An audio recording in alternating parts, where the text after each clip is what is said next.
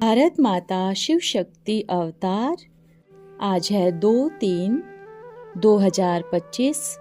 शिव बाबा की वाणी revise date है 20/3/2020। बाप को चाहिए सच्चा प्यार, दिल का प्यार। अपने भोले भाले और प्यारे प्यारे विशेष रत्नों का प्यार का पुकार सुनकर बच्चों को प्यार का रिटर्न देने के लिए प्यार का सागर शिव बाबा बोले, अच्छा, सभी बच्चे किसकी याद में बैठे हैं? किसका बाबा है? मेरा बाबा है ना। देखो, आपने जो संकल्प किया था, आपका संकल्प पूरा हो गया ना। संकल्प अगर सच्चे मन से करते हैं तो बाप तक पहुंचता है। देखो, अपने बाप की याद में बैठे हैं ना। कौन से बाबा की याद में बैठे हैं? आत्मा के बाप की याद में। तो शरीर का बाप तो अलग है ना, और आत्मा का बाप अलग है। ड्रामा का पार्ट कैसे परिवर्तन हुआ? सभी थोड़ा आगे आ जाओ। सभी बच्चों तक आवाज पहुंच रहा है ना। खुशी का दिन है ना। किस बात की खुशी? मेरा बाबा मुझसे मिलने आया है। तो सोचो, मैं कितना विशेष हूँ। हो विशेष, क्योंकि मुझसे स्पेशल मिलने आया है।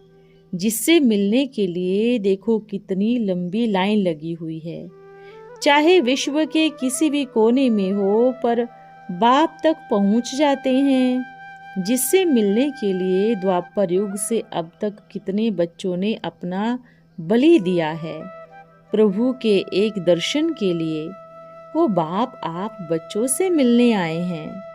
तपस्या से नहीं, प्यार से आया है। तो बाबा को क्या चाहिए? सच्चा प्यार चाहिए, दिल का प्यार चाहिए। जिसका दिल का प्यार है, बाप बच्चे का साथ और हाथ कभी नहीं छोड़ेगा। अगर मुख में बाबा है ना, तो वो दिल से निकलना चाहिए, मेरा बाबा। देखो, सभी माताओं की एक विशेषता क्या है? अगर प्यार करेंगी तो दिल से करेंगी, और नहीं तो दुर्गा भी है। ये माताओं की विशेषता है। और बाप ने भी सतयुग की स्थापना की किसके द्वारा? माताओं के द्वारा। तो हो ना विशेष, चुने हुए हो ना, बाप के चुने हुए रत्न हो ना। अच्छा, सभी बच्चे खुश हैं? थोड़ा खुश हैं या ज्यादा खुश हैं? बहुत खुश हैं, क्योंकि मेरा बाबा मेरे पास आ गया। देखो, भक्ति मार्ग में क्या कहते थे? मेरा बाबा भगवान मेरे घर में आया था। ये वही समय है। बाप को अपने एक एक बच्चे से प्यार है। बाप के प्यार में कोई परसेंटेज नहीं है। तो बच्चे चेक करें कि बच्चों के प्यार में परसेंटेज है या पूरा पूरा बाप से प्यार है। तो फिर से चेकिंग करो। जो आपके ही भाई बहनें हैं, जो बाप को जानते ही नहीं हैं, उनका क्या हाल होगा? वो बच्चे कैसे विकारों की अग्नि में तड़प रहे हैं ना। ये आप बच्चों की सेवा होगी। तपस्या भी हो गई, पालना भी हो गई। अभी किसकी बारी है? बच्चों ने कही विनाश की, और उसके पहले बाप की प्रत्यक्षता की बारी है। ये नहीं सोचो कि मैं कहाँ से हूँ, मैं इस एरिया से हूँ, उस एरिया से हूँ। नहीं, आप सभी बच्चों का एरिया एक ही है। कौन सा? परम धाम। परम धाम एरिया के हो ना। हम सभी का घर कहाँ है? सभी को कहाँ चलना है? तो अभी सभी बच्चे हद से निकल जाओ और बेहद में पहुंच जाओ। और ये सोचो, अभी हम सबको मिलके अपने एरिया में चलना है। अपना एरिया परम धाम एरिया है। उस एरिया को कोई नहीं कह सकता कि इतना मेरा एरिया है और ये मेरा एरिया है। आप उस एरिया के हो नहीं, वो सभी का एरिया है। तो बाप क्या करने आए हैं? जो एरिया बटा है ना, उस एरिया को एक करने आए हैं। सभी तैयार हैं? एवे रेडी हैं? पक्का पक्का तैयार है ना? देखो, दिल से आवाज निकले, मेरा बाबा आ गया। दुनिया में बहुत बाबा है, वो बाबा ये बाबा, कितने बाबा है। अपना पैर धुलाते हैं ना, लेकिन आपका बाबा तो ऐसा है जिनके पैर ही नहीं है, निराकार है, सर्वशक्तिमान है। आपका ऐसा बाबा है, कोई कहे अपने बाबा से मिलाओ तो क्या कहेंगे? कहो, हाँ जरूर मिलाएंगे, लेकिन एक शर्त है, ना मेरे बाबा के हाथ है ना पैर है, वो तो पराये शरीर में आते हैं ना। इसलिए सभी बच्चे तैयार हो जाओ और ऐसा कुछ व्यवस्था करो जो सभी बच्चों तक आवाज पहुंचे, ठीक है ना? कोई भी बच्चा वंचित नहीं रहे। अच्छा, सभी खुश हो? पक्का? फिर मिलेंगे। अच्छा, रात्रि क्लास है 1/7/1967। खास ध्यान से पढ़ने और अमल करने योग्य बच्चियों सभी को कोचिंग चाहिए। शौक बहुत चाहिए किसी को भी समझाने का। फिर जो भी महारथी है, रमेश, उषा आदि, यह सब सेमिनार करते हैं। सेंटर से बुलाकर सेमिनार आपस में करते हैं, राय करते हैं कि सर्विस वृद्धि को कैसे पाए, राजधानी कैसे स्थापन हो। तो जो महारथी है उनको ख्याल करना चाहिए कि सर्विस की वृद्धि कैसे हो। महारथी अपने अपने सेंटर्स पर बैठे बैठे भी राय भेज सकते हैं ना। एक जगह पर सबको बुलाने से खर्चा हो जाता है। इससे तो हर एक अपनी राय निकालकर भेजे कि बाबा यह सेवा होनी चाहिए, ऐसी वृद्धि हो सकती है। बाबा भी प्रयत्न बताते हैं। सेंटर कितना बड़ा है, वहाँ पर रूहानी म्यूजियम खोलो। बाहर से भभका करना चाहिए, लिख भी देना चाहिए, गेटवे टू हेवन, स्वर्ग का द्वार, आदि आदि।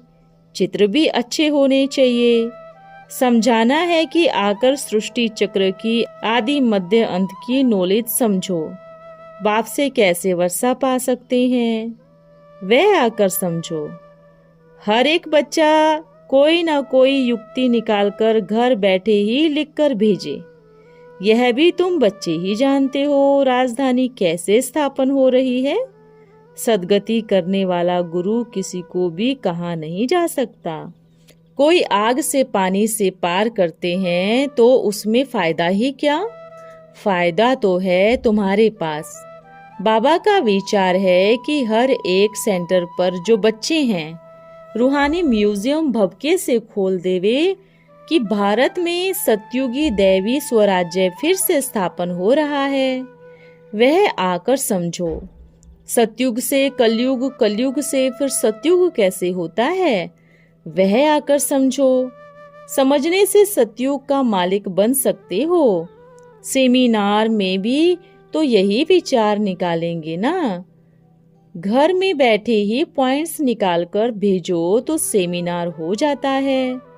कोई क्या राय देंगे, कोई क्या राय देंगे, घर बैठे ही लिखकर भेजो, वह ठीक है। बाबा को सभी लिखकर भेजो, फिर बाबा उस पर रोशनी डालेंगे। नौकरी छोड़कर कोई आ सके ना आ सके, राय सबकी आवे तो बाबा देखेंगे। फिर तो बाबा मुरली में भी लिखवा सकते हैं कि फलाने फलाने की एक एक राय है। यह भी क्लियर करके लिखना है कि भगवानुवाच, बाप कहते हैं कि मुझे याद करो तो ही तुम पावन बन सकते हो। फिर तुम विश्व का मालिक बन जाओगे। Ever healthy, ever wealthy, ever happy बन जाओगे। कलयुग का विनाश, सतयुग की स्थापना हो रही है। इसलिए अपना जीवन हीरे तुल्य बना लो। ऐसे राय निकालो, स्लोगन बनाकर भेज दो तो बाबा भी देखे। जमीन भी ले सकते हैं, अभी टेंट लगाकर प्रदर्शनी भी करो, प्रोजेक्टर शो भी करे। बड़े गांव में हो फिर अब छोटे गांव में भी जाओ, टेंट में काम बहुत होगा, ज्यादा दाम भी नहीं लगता। वर्षा से बचने के लिए रेन प्रूफ का टेंट बना लेना चाहिए। ऐसे राय निकालनी चाहिए।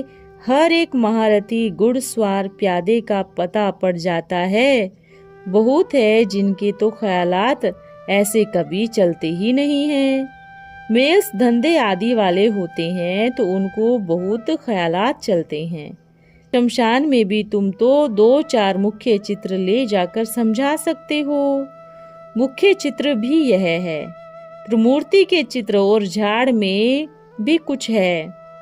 समझानी तो इजी है ना। कोई भी सर्विस पर जाने के लिए तैयार होवे तो लिख कर भेजे। चित्रों पर समझाना तो बहुत सहज है। कोई गुस्से में आकर बोले तो कहो कि स्वर्ग का सदगति दाता तो शिव बाबा है। मनुष्य तो मनुष्य की सदगति कर ही नहीं सकते सिवाय एक रूहानी बाप के। शांति धाम, सुख धाम और यह है दुख धाम। कोई भी शांति धाम, सुख धाम में जाना चाहे तो आकर समझे। सुख धाम की अब स्थापना हो रही है। आदि सनातन देवी देवता धर्म की स्थापना हो रही है। जितना जो करेंगे उतना ही उनका फायदा है। रफ टफ ज्ञान नहीं है, यह बहुत शांति से समझाना होता है।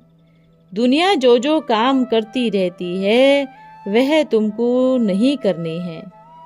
कान में फूंक देनी है। याद की यात्रा भी अच्छी चाहिए, नहीं तो उसका तीर लगेगा ही नहीं। बाबा जानते हैं कि याद की यात्रा में बहुत कच्चे हैं, इसलिए ही सर्विस भी वृद्धि को नहीं पा रही है। अच्छा, फिर से रात्रि क्लास है 2/7/1967। चित्रों को देखकर भी हंसी आती है। ऐसे चित्र कोई होते नहीं हैं। वास्तव में तो रोंग है ना, यह शंख आदि ही है। शंख, गदा, चक्र, फूल आदि यह सब ब्राह्मणों की ही निशानी है। सर्विस बढ़ाने के लिए म्यूजियम कम सेंटर खोलना चाहिए, वह भी सर्विस को बढ़ा सकता है। अबलाएं माताएं बिना चित्रों के समझ ही नहीं सकेगी। म्यूजियम होता है पुराने चित्रों का, यह है नए चित्रों का। तुम इन चित्रों पर समझा सकते हो कि सतयुग में देवताओं का राज्य था तो शांति थी, अब असुरों का राज्य है तो अशांति है। इनका जब विनाश हो तब शांति हो। पुरानी कलयुगी दुनिया का विनाश सामने खड़ा है। विश्व में शांति होती ही है लक्ष्मी नारायण के राज्य में। उनकी राजाई को 5000 वर्ष हुआ है। कहते भी हैं कि क्राइस्ट से 3000 साल पहले भारत में स्वर्ग था। एक ही राज्य था, एक ही धर्म था। यही कोशिश कर रहे हैं कि लड़ाई ना लगे, परंतु लड़ाई लगे बिना और अनेक धर्मों का विनाश हुए बिना शांति हो कैसे सकती है। एक धर्म की स्थापना हो रही है सो तो हेवनली गॉड फादर का ही काम है। बच्चों को खुशी होनी चाहिए, आसुरी अवगुण छोड़कर दैवी गुण धारण करने हैं। निंदा चुगली करने से सत्यानाश हो जाती है। गोप गोपियों को यह खुशी है कि बेहद का बाप हमको पढ़ाते हैं, उनके ही हम बच्चे हैं। प्रजापिता ब्रह्मा के बच्चे तो दोनों ही होंगे ना, बहन और भाई। उनको पवित्र भी जरूर रहना है। तुम तो प्रदर्शनी कर फिर चले जाते हो, इससे तो म्यूजियम होवे तो अच्छा रहेगा। सो भी एक शहर में बड़े बड़े 10-12 म्यूजियम होने चाहिए। बाप तो बच्चों को पुरुषार्थ करवाते हैं कि पैगाम दो सबको। दुनिया थोड़ी ही जानती है। अगर पैगाम नहीं देते हो तो पैगंबर के बच्चे ही कैसे ठहरे। लक्ष्मी नारायण के चित्र से समझेंगे कि भारत में इन लक्ष्मी नारायण का राज्य था। चतुर्भुज विष्णु से क्या समझेंगे, राइट चित्र तो लक्ष्मी नारायण का है ना। कोई भी नहीं जानते कि ये शंख चक्र गदा पद्म आदि ब्राह्मणों को ही होते हैं। अच्छा, ओम नमः शिवाय। आज का वरदान है मस्तक मणि भव। आप बच्चे सदा अपने को बाप दादा के मस्तक मणि समझते हो। मस्तक मणि बच्चों की क्या निशानी दिखाई देगी? मस्तक मणि बच्चे विश्व की सर्व आत्माओं को संतुष्ट करने वाले संतुष्ट मणि होंगे। अगर अपने पास सर्व शक्तियों का स्टॉक जमा नहीं होगा तो सर्व को संतुष्ट करने वाली संतुष्ट मणियां नहीं बन सकेंगे। सर्व आत्माएं आपको जी दाता, सर्व शक्तियों के दाता नहीं मानेंगे। अगर विश्व की सर्व आत्माएं द्वारा विश्व कल्याणी माननीय नहीं बनेंगे तो माननीय के बिना पूजनीय भी नहीं बनेंगे, और संतुष्ट मणि बनने के बिना बाप दादा के मस्तक मणि भी नहीं बन सकते। ओम नमः शिवाय।